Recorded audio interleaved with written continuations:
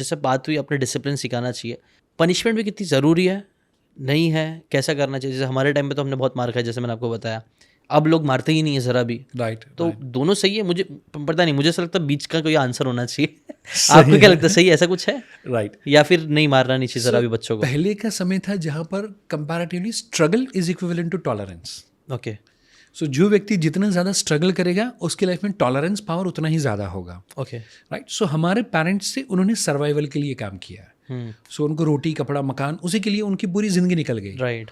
मैंने और आपने काम किया फॉर द सक्सेस। राइट। हमें वो रोटी कपड़ा मकान से थोड़ा ऊपर उठना था, लग्जरी फैसिलिटी वो सारी चीज़ें। राइट। अब नाउ हमारे जो जनरेशन आ रही है उनको काम करना है फॉर द सेटिस्फैक्शन। अच्छा, राइट। तो वो सर्वाइवल था, ये सक्सेस था। अब नाउ जो जनरेशन काम करी that is for the satisfaction only.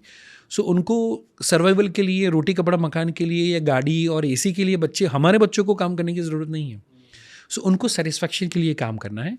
तो जब सर्वाइवल था, स्ट्रगल ज़्यादा था, तब यदि टॉलरेंस पावर ज़्यादा था उस समय पे, यदि मार पड़ी भी तो बच्चे को मरने का विचार कभी नहीं आता था। तब कोई बच्चा डिप्रेशन में गया हो, सुसाइडल थॉट आए हो, उसको मरते हुए शायद टीचर मरने के बारे में सोचे कि ये बच्चा कब सुधरेगा। बट वो बच्चे के दिमाग में कभी नहीं आया, because tolerance power was very high. But क्योंकि अब धीरे धीरे स्ट्रगल कम होता जा रहा है, life is becoming more comfortable and easy, and because of that बच्चों का टॉलरेंस पावर अब नहीं है। एंड अब जब वो उनका माइंडसेट शिफ्ट हुआ है, लाइफस्टाइल शिफ्ट हुआ है, और वहां पर यदि हम हाथ उठाएंगे तो now it is not right thing. Okay, right. वो फेज वो होता तो बात अलग होती, बट अब फेज पूरा बदल चुका है, साइकोलॉजी टोटली बदल चुकी है। सो नाउ जब सेटिस्फेक्शन वाला पार्ट है, वहां पर वो लाइफ के पर्पस को समझ पाए, उसका लाइफ कहाँ पर उसको किक मिलती है। राइट। वो सलमान खान का जो मूवी भी था किक वाला, right.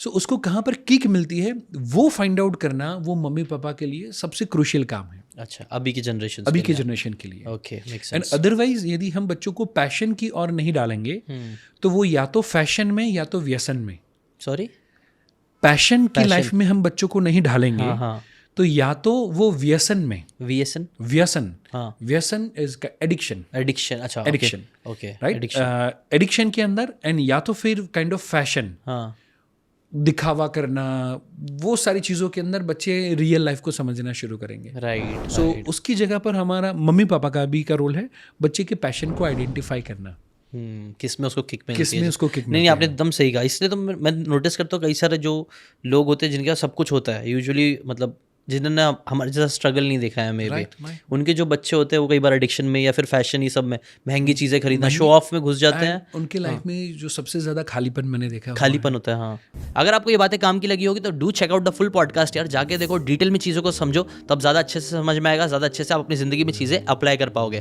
Thanks so much and subscribe this channel.